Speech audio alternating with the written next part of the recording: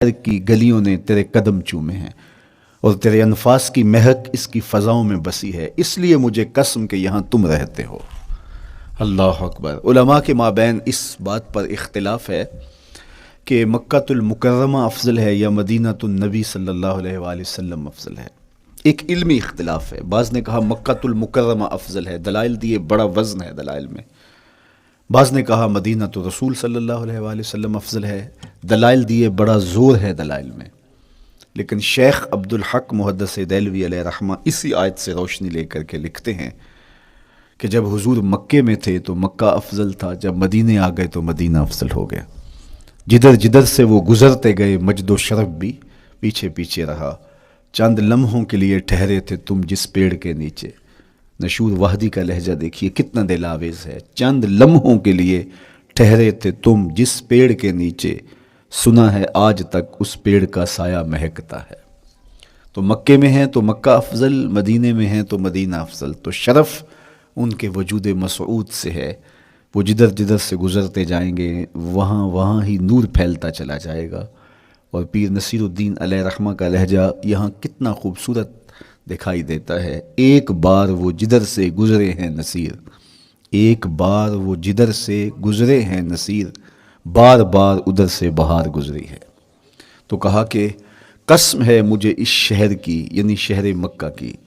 کیوں اس شہر کی قسم؟ وَأَنْتَ حِلٌّ بِهَذَا الْبَلَدِ، کہ محبوب اس شہر میں تمہارا قیام ہے، اس شہر میں تمہاری رہائش ہے، تمہارے انفاس کی مہک ہے اس شہر کی فضاؤں میں، اور تمہارے قدموں کو چھوا ہے اس شہر کی گلیوں نے، اس لیے قسم کہ یہاں آپ رہتے ہو۔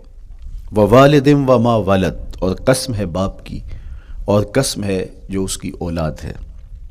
والد سے مراد کیا ہے اور ما ولد سے مراد کیا ہے؟ تو اس کے بارے میں ایک قول یہ ہے کہ والد سے مراد حضرت ابراہیم علیہ السلام ہے، اور ما ولد سے مراد حضور علیہ السلام جو ان کے فرزند ہیں۔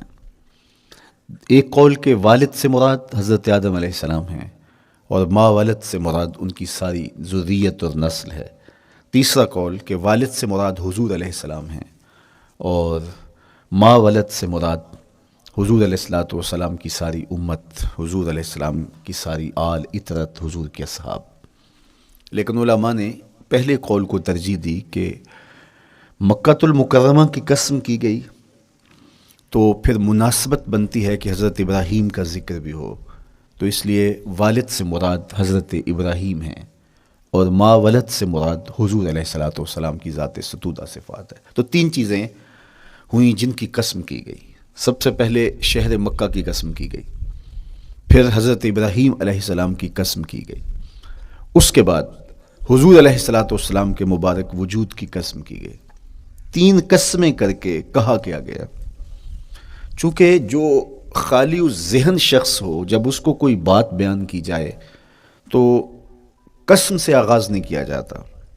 متردد الذہن کو کوئی بات کرنی ہو تو قسم سے آغاز کیا جاتا ہے، یا پھر آپ جس مضمون کو بیان کرنے جا رہے ہیں وہ اتنا اہم ہے کہ اس کی اہمیت کو اجاگر کرنے کے لیے آپ کو قسم کرنا پڑتی ہے۔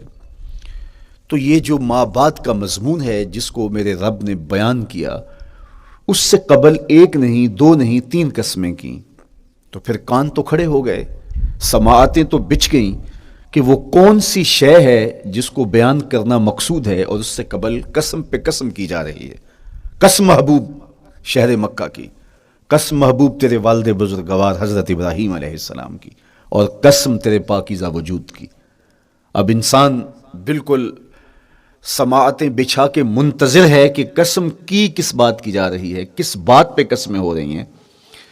تو جواب آیا، قسم محبوب شہر مکہ کی جس میں آپ رہتے ہو، قسم آپ کے والد بزرگوار حضرت ابراہیم علیہ السلام کی، اور قسم آپ کے پاکیزہ وجود کی۔ لقد خلقنا الانسان فی کبد، ہم نے انسان کو مشقتوں میں رہتا پیدا کیا ہے۔ یعنی انسان کی زندگی کے اندر مشقتیں، مشکلیں، آلام، مصائب، حالات کی تلخیاں، سخت مراحل، یہ اس کی زندگی کا حصہ ہے، اور ہم نے اس کو ڈیزائن اس طرح کیا ہے کہ یہ ان ساری مشکلات سے نبرد آزما ہوگا اور حالات کی تلخیوں کا مقابلہ کرے گا، اور خیر و شر کے ساتھ ساری زندگی اس کا تعلق رہے گا۔ تو یہ اگر سخت جان ہوا تو زندگی میں کامیاب اور بامراد ہوا، اور اگر یہ کمزور ہوا تو پیچھے رہ جائے گا۔ اور اس کے لیے جو قسمیں کی ہیں وہ 3 ہیں۔ قسم کا اور جواب قسم کا تعلق ہوتا ہے، یعنی جس پہ قسم کی جا رہی ہے تو جو قسم کی جا رہی ہے اس کا کوئی آپس میں تعلق ہوگا۔ جب پھولوں کا ذکر کریں گے تو پھر اس کے متعلقات ہی بعد میں بیان کریں گے۔ اس کسی نے کہا تھا جنگل میں کوئی مے خار مرا ہے، جنگل میں کوئی مے خار مرا ہے، اسے انگور کے پتوں کا کفن دو۔ میاں جنگل میں مرنے والے شخص کو کسی اور درخت کے پتوں کا بھی تو کفن دیا جا سکتا ہے، لیکن صاحب مرنے والا مے خار ہے اور شراب کشید کی جاتی ہے انگور سے، تو اس کو تو ٹھنڈ تب بھی پڑے گی کہ انگور کے پتوں کا کفن دیا جائے۔ تو مناسبات ہوتی ہیں۔ تو اب جب قسم کی گئی تو قسم 3 چیزوں کی گئی، اور اس کی جواب قسم سے مناسبت کیا بنتی تھی؟ انسان کو مشقتوں میں رہتا پیدا کیا گیا، حالات کی تلخیوں سے گزرتا ہے، سخت تربیتی مراحل سے اس کو گزرنا پڑتا ہے۔ تو اس چیز کو بیان کرنے سے قبل 3 قسمیں کی گئی۔ پہلی قسم میرے حضور کے پاکیزہ شہر کی، مکہ المکرمہ کی، اس لیے کہ مکہ المکرمہ میں دیکھ لیجئے کہ صحابہ اور حضور کے ماننے والوں نے کیسے تلخ زندگی کاٹی۔ شجر اسلام ثمر بار ہوا تو ہمیں تو یہ کھلے ہوئے پھول دکھائی دیتے ہیں، لیکن ہم نہیں بھول سکتے کہ بلال حبشی کی پیٹھ پہ کیسے کوڑے برسے اور آہد آہد کیسے پکارتے رہے۔ تو ہم اس منظر کو دیکھیں، مکہ کے ان حالات کو دیکھیں، تو اس لیے قسم کی مکے کی، اور پھر حضرت ابراہیم علیہ السلام کی قسم کی، چونکہ حضرت ابراہیم نے جس قدر اذیتوں سے گزر کر کے، مصائب آلام کا سامنا کر کے، حالات کی تلخیوں کا مقابلہ کر کے اپنا راستہ بنایا اور اپنے رب کی رضا پائی، وہ تاریخ کا ایک انوکھا باب ہے۔ اس سے بڑھ کر کیا ہوگا کہ جلتی ہوئی آگ میں چھلانگ لگا دی رب کے حکم کی تعمیل میں، بیٹے کی گردن پہ چھری رکھ دی۔ یہ تماشا لب بام نہیں تھا، منا کی وادی میں وہ انوکھا واقعہ رقم ہوا کہ آج بھی تاریخ انگشت بدندہ ہے کیا ایک باپ، اور وہ اس بیٹے کو ذبح کرنے کے لیے آمادہ ہو گیا جو اس کی آنکھوں کا نور ہے اور دل کا قرار ہے، رب سے مانگ مانگ کے لیا، لیکن تعمیل ارشاد میں اس بیٹے کی گردن پہ چھری رکھنے کے لیے باپ تیار ہو جاتا ہے اور اس کو ذبح کرنے کے لیے آمادہ ہو جاتا ہے، حتیٰ کہ بیٹے کو لٹا لیتا ہے اور ہاتھ میں چھری پکڑ کے بیٹے کی گردن پہ رکھ کے پوری ہمت کے ساتھ جب چھری چلاتا ہے تو آواز آتی ہے فلما اسلما وتلہ للجبین ونادیناہ ان یا ابراہیم قد صدقت الرؤیا انا کذالک نجزی المحسنین۔ ابراہیم بس کرو، تم نے واقعی خواب پورا کر دکھایا۔ اپنی بیوی کو، اپنے نو مولود بچے کو وادی غیر ذی زرع میں چھوڑ آنا، جہاں کچھ بھی میسر نہیں تھا، یہاں آپ کو آپ کے ماں باپ چھوڑ کے جاتے ہیں، ایک خوبصورت آسودہ ماحول ہے، اور آپ کو جس مقصد کے لیے چھوڑ کے جا رہے ہیں تو وہ مقصد بھی آپ کے اور ان کے پیش نظر ہے، لیکن اس کے باوجود بھی جو ہے وہ آنکھیں نم ہو جاتی ہوں گی کہ ہم اپنی اولاد کو یہاں چھوڑ کے جا رہے ہیں، جبکہ ایک محفوظ پناہ گاہ میں آپ کو چھوڑ کے گئے۔ آپ کی تربیت کرنے والا ایک جو ہے وہ توانا طبقہ اور ایک توانا جو ہے وہ سٹاف موجود ہے جو آپ کی فکری، ذہنی، بدنی تربیت کے لیے کوشاں ہیں، لیکن اس کے باوجود بھی والدین محسوس کرتے ہیں، لیکن اپنے نو مولود بچے کو وہاں چھوڑ کے جانا جہاں آب و دانہ بھی میسر نہیں تھا۔ مورخ اسلام فی جلندری نے اس وادی کا نقشہ کھینچتے ہوئے کہا، وہ وادی جس میں وحشت بھی قدم رکھتی تھی ڈر ڈر کے، جہاں پھرتے تھے آوارہ تھپیڑے بادے سر سر کے، جہاں پر گھاس اگتی تھی، جہاں نہ پھول کھلتے تھے، مگر وہ سرزمین تھی آسماں بھی جھک کے ملتے تھے۔ تو اس وادی میں چھوڑ کے آنا، حضرت ابراہیم نے جو امتحانات دیے، اس لیے ان کی قسم کی، چونکہ جواب قسم کا تعلق بنتا ہے تو قسم ابراہیم کے پاکیزہ وجود کی کہ جنہوں نے دکھ سہے، تکالیف آلام گوارا کی، لیکن پائے ثبات میں لغزش نہیں آنے دی۔ تیسری قسم میرے حضور کے پاکیزہ وجود کی فرمایا جتنے دکھ مجھے دیے گئے، جتنی اذیتیں مجھے پہنچائی گئیں، اتنی کسی کو نہیں دی گئیں۔ پیدا ہوئے تو حضور کے باپ کا سایہ سر پہ نہیں تھا، پھر اس کے بعد حضور مختلف مراحل سے گزرے، 6 سال کی عمر میں ماں کا انتقال ہو گیا۔ جب راہ حق میں لوگوں کو دعوت رشد و ہدایت دینے نکلے تو جو لوگوں کے رویے تھے اور جو اذیتیں لوگوں نے پہنچائیں وہ ایک الگ باب ہے۔ مکے کی گلیوں سے لے کے طائف کے بازاروں تک جن اذیتوں سے میرے حضور گزرے، ام المومنین سیدہ عائشہ رضی اللہ تعالیٰ عنہ فرماتی ہیں، ایک دن حضور کی بارگاہ میں حاضری تھی تو ہم نے عرض کیا، حضور کیا احد کے دن سے سخت دن بھی زندگی میں کبھی گزرا ہے؟ صحابہ کی نظر میں اس دن سے سخت دن کبھی زندگی میں نہیں آیا، اس لیے کہ جب 70 صحابہ کی لاشیں پڑی تھیں، حضور کے چچا حضرت امیر حمزہ شہید کر دیے گئے، اور نہ صرف انہیں شہید کیا گیا، ان کا مسئلہ کیا گیا، اعضائے بدنیاں کاٹ دیے گئے، ناک کاٹ لی گئی، زبان کاٹ لی گئی، بدن چیر کے کلیجہ نکالا گیا، اور پھر ان اعضاء کا ہار پرویا گیا، اور ہندا نے گلے میں ڈال کے رقص کیا، آنکھوں میں نیزے چبھوئے گئے۔ تو یہ دردناک دن تھا۔ تو حضور کے سر انور پہ سفید رنگ کی پٹی بندھی تھی، اور چشمان رحمت میں آنسو تھے، اور بار بار فرماتے تھے ما فعل امی، میرے چچا کی کہانی سناؤ۔ تو یہ دردناک دن تھا جو صحابہ نے اپنی آنکھوں سے دیکھا۔ تو انہوں نے کہا حضور کیا احد کے دن سے سخت دن بھی کبھی زندگی میں آیا؟ ان کا خیال تھا کہ حضور فرمائیں گے ہاں یہ میرا زندگی کا مشکل ترین اور سخت ترین دن تھا، لیکن حضور نے فرمایا ہاں عائشہ، جب طائف کے بازاروں میں تیری قوم نے مجھے پتھر مارے تو یہ دن احد کے دن سے بھی سخت تھا۔ حضور ان کے 3 سرداروں کے پاس پیغام حق لے کے گئے، لیکن انہوں نے آگے سے جو رویہ اختیار کیا وہ اتنا اذیت ناک تھا۔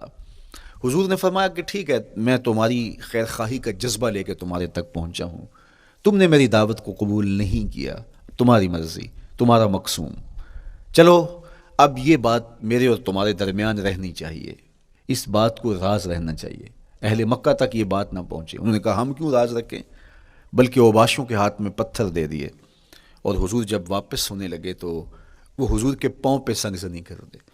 حضور اپنا ایک پاؤں اٹھاتے تو دوسرے پاؤں پہ مارتے، شدت درد اور احساس کرب سے حضور بیٹھ جاتے تو ان کے گھنڈے دائیں بائیں سے بڑھتے اور کندھوں سے پکڑ کے حضور کو اٹھاتے اور مشق سنگزنی کرتے۔ نالین خون سے بھر گئے، لخت لخت زخمی ہوا۔ اللہ اکبر، کیا دردناک لمحے تھے، کیا تکلیف بری گھڑیاں تھیں۔ تو کہا کہ جب طائف کے بازاروں میں تیری قوم نے مجھے پتھر مارے تو یہ دن احد کے دن سے بھی سخت تھا۔ اچھا، جب حضور پر اس طرح آلام و مصائب ٹوٹ پڑے تو حضور کے ساتھ جو صحابہ تھے انہوں نے کہا حضور ان کے لیے بد دعا کر دیجئے، تو میرے حضور بولے میں رحمت بن کے آیا ہوں، میں رحمت بن کے آیا ہوں۔ اللہ اکبر، ان کا تقاضا پہم بڑا تو حضور کے ہاتھ اٹھ گئے، اور پھر حضور نے جو کہا سنیے، اللہم اہد قومی فإنہم لا یعقلون، اے اللہ میری قوم کو ہدایت دے دے، یہ مجھے جانتے نہیں، اگر جانتے تو ان کا میرے ساتھ یہ رویہ نہ ہوتا۔ تو پتھروں کے جواب میں دعائیں دینا پیغمبروں کا حوصلہ ہوتا ہے۔ اللہ اکبر، مورخ اسلام مفید جلندری نے کیا خوبصورت پیرائے میں نقشہ کھینچا کہ حضور ہاتھ اٹھا کے دعا مانگ رہے ہیں، الہی کرم کر کو سارے طائف کے مکینوں پر، الہی پھول برسا ان پتھروں والی زمینوں پر۔ تو حضور نے دکھ سہے، تکلیفیں سہی، اب 3 قسمیں کی۔ شہر مکہ کی قسم جہاں حضور کے صحابہ نے تکلیفیں سہی، اس شہر کی گلیوں میں انہیں گھسیٹا گیا اور ان کو کچی کھالوں میں لپیٹ کے دھونیاں دی گئیں، انہیں اذیت ناک مراحل سے گزارا گیا۔ حضرت ابراہیم مشکل سے مشکل زندگی کاٹی اور رب کی رضا جوئی کے لیے کوشاں رہے، اور میرے حضور نے سخت ترین اذیتوں، مقاومتوں، مخالفتوں اور تکلیفوں کا سامنا کیا۔ تو ان 3 چیزوں کا حوالہ دے کر، ان 3 چیزوں کی قسم کر کے اب انسان کو بتایا جا رہا ہے کہ تم مشکلات سے تمہیں گزرنا پڑے گا، حالات کی تلخیاں تمہیں سہنی پڑیں گی، کسی مرتبے تک پہنچنے کے لیے تمہیں پھر تکلیفوں کی راہ اختیار کرنی پڑے گی۔ تم کون ہوتے ہو؟ میرا محبوب ہو تو تکلیفیں وہ بھی اٹھائے، 2 جہاں کا مالک ہو اور طائف کے بازاروں میں اس کے پاؤں پہ بھی پتھر پڑیں، اور کونین کا سردار ہو اور ان کے اوپر اجری ڈال دی جائے، کائنات کا مالک ہو اور ان کو مکے کی گلیوں کے اندر ان کے گلے میں عقبہ بن ابی معیط کپڑا ڈالے اور تاؤ دے، تو کیا ان مشکلات سے تم بچ سکتے ہو؟ جب تم کسی منزل تک پہنچنا چاہتے ہو تو پھر یہ حوالے ماضی کے دیکھ لو، 3 قسمیں کر کے اس حقیقت کو بیان کیا۔ ابراہیم علیہ السلام کے وجود کو دیکھ لو، حضرت مصطفیٰ کریم علیہ السلام کی ذات ستودہ صفات کو دیکھ لو، اور مکے کی گلیوں میں صحابہ کے ساتھ جو ظلم و جبر ہوئے اور انہوں نے جو مصیبتیں اور مشقتیں کاٹی وہ ساری دیکھ لو۔ تو 3 قسمیں کھا کر کے کہا کہ بے شک انسان مشقتوں میں رہتا پیدا کیا گیا ہے۔ اس لیے قافلہ انسانی کے وہ افراد جو کسی منزل کے متلاشی ہوتے ہیں، جو جستجو کی زندگی بسر کر رہے ہوتے ہیں، ان کو پھر مشکلات سے گزرنا پڑتا ہے اور حالات کی تلخیاں ان کو گوارا کرنا پڑتا ہے، کشاکش حیات سے ان کو ٹکرانا پڑتا ہے، اور ان کو آگے بڑھنے کے لیے ان کو تکلیفوں سے گزر کر کے، جان گسل مراحل سے گزر کر کے پھر منزل کی طرف عازم سفر ہونا پڑتا ہے۔ کیا میں نے اس خاکدان سے کنارہ، جہاں رزق کا نام ہے آب و دانہ، پلٹنا جھپٹنا، جھپٹ کر پلٹنا، لہو گرم رکھنے کا ہے ایک بہانہ، پرندوں کی دنیا کا درویش ہوں میں کہ شاہی بناتا نہیں آشیان۔ تو زندگی مشکل مراحل سے گزر جانے کا نام ہے۔ اقبال نے کہا تھا ہے شباب اپنے لہو کی آگ میں جلنے کا نام۔ یہ زندگی آسان نہیں ہے، یہ حالات کی تلخیوں کا مقابلہ کرنے کا نام ہے، یہ ضبط نفس کا نام ہے، یہ اپنے من کی تربیت کا نام ہے۔ حضرت امام راضی سایت کریمہ کے تحت لکھتے ہیں کہ جب بچہ شکم مادر میں ہوتا ہے تو وہ 3 پردوں میں ہوتا ہے، ایک جھلی کا پردہ، ایک رحم مادر کا پردہ اور ایک پیٹ کا پردہ۔ تو 3 پردوں میں وہ بیچارہ بڑی عجیب سی حالت میں ہوتا ہے۔ یہ اس کا پہلا مرحلہ ہے تخلیق کے بعد۔ اس کے بعد پیدائش کا دوسرا مرحلہ ہے، یہ زچہ بچہ دونوں کے لیے موت و حیات کے مرحلے ہوتے ہیں۔ اس کے بعد وہ پیدا ہوا، اس دنیا پہ آیا، تو اس کی مشکل کیا ہے؟ زبان ہے، بولنا نہیں جانتا، دیکھتا ہے پہچان نہیں سکتا، سنتا ہے سمجھ نہیں سکتا، ہاتھ ہیں پکڑ نہیں سکتا، ٹانگیں ہیں چل نہیں سکتا۔ کتنی مشکل بن گئی، یہ سب کچھ چیزیں ہونے کے باوجود بھی وہ بے بس دکھائی دیتا ہے، اس کو دودھ مانگنے کے لیے بھی رونا پڑتا ہے۔ تو یہ ایک مرحلہ تھا۔ پھر آہستہ آہستہ اس نے بولنا سیکھا، ایک ایک حرف کر کے، لفظ لفظ جوڑ کے وہ جملے مکمل کرتا رہا۔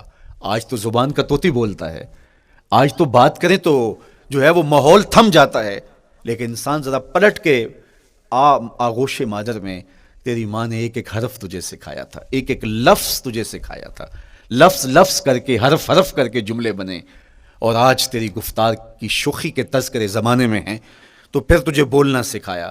تو چل نہیں سکتا تھا، آج تیری جو ہے وہ جولانیاں دیکھنے والی ہیں، تیری رفتار کو کوئی چھو نہیں سکتا ہے، تیری آنکھوں کی بجلیاں آج عقابوں سے بڑھ کر ہیں، آج تیرے کانوں کے اندر نغموں کا جہاں آباد ہے، آج تیرے ہاتھوں کی گرفت کہ آگے شیر غراں بھی ہو تو وہ بھی بے بس ہو جاتا ہے، لیکن دیکھ تو کتنا مجبور تھا۔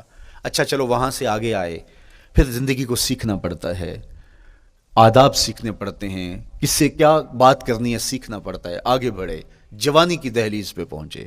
جوانی انسان کی زندگی کا باقپن ہوتا ہے، عروج ہوتا ہے، اللہ اکبر، لیکن جوانی کو تقدس معاب رکھ کے منزل تک پہنچانا یہ سب سے مشکل مرحلہ ہوتا ہے، چونکہ جذبات بے قابو ہیں، خواہشیں آوارہ ہیں، اور تا حد نظر نظارے ہی نظارے جو دل کو کھینچتے ہیں۔ اب اپنے تقدس کو جو شخص محفوظ رکھے، کائنات میں سب سے قیمتی جوہر حضرت انسان کا اس کی عصمت کا جوہر ہے، اور سب سے حسین چہرہ وہ ہے جو جنسی کالک سے اپنے آپ کو بچا لے۔ تو جوانی ہو، باقپن ہو، اور پھر اپنی خواہشات کو بے قابو نہ ہونے دیا جائے، سب سے مشکل مرحلہ پوری زندگی میں یہ آتا ہے۔ کسی نے کہا تھا کتاب زیست کا ایک اور باب بیت گیا، شباب بیت گیا، ایک عذاب بیت گیا۔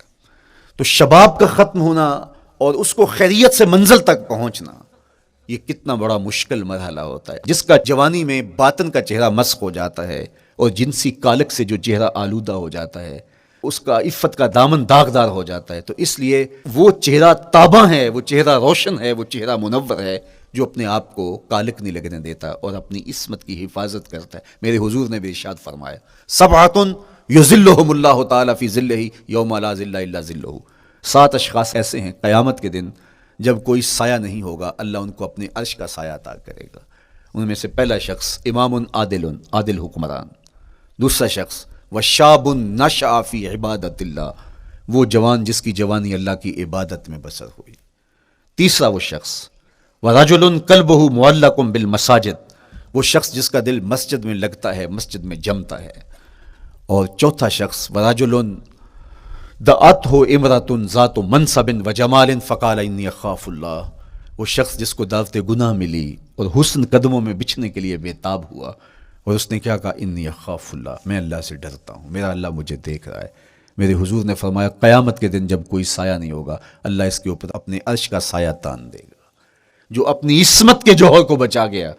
تو یہ ایک مشکل مرحلہ تھا، اپنی جوانی کے تقدس کی حفاظت کرنا۔ میرے حضور نے ارشاد فرمایا انا حبیب اللہ، میں اللہ کا حبیب ہوں، جو جوان جوانی میں توبہ کرتا ہے وہ بھی اللہ کا حبیب ہے۔ کتنا بڑا اعزاز ہے اور کتنا بڑا کمال ہے جو شخص کو ملتا ہے جو جوانی میں اپنی عصمت کے تقدس کی حفاظت کرتا ہے، اپنی آبرو پہ پہرا دیتا ہے، اپنی نظروں کی حفاظت کرتا ہے، اپنی سوچوں کو آوارہ نہیں ہونے دیتا، اپنے خیالوں کو بھٹکنے نہیں دیتا، اپنی خواہشات کو بے قابو نہیں ہونے دیتا، تو یہ مشکل ترین لمحہ تھا۔ اس کے بعد امام راضی کہتے ہیں اب شادی کا مرحلہ ہوا تو پہلے خود اپنی ذمہ داری تھی، اب کسی کا بوجھ بھی اٹھانا پڑا، یہ اگلی مشکل آ پڑی، پھر بچے ہوئے تو پھر اپنی زندگی تو ختم ہو گئی، پھر ساری زندگی، پھر بڑھاپے میں چلے جائیں، ارذل العمر تک چلے جائیں، یہ ساری زندگی مشکلات لقد خلق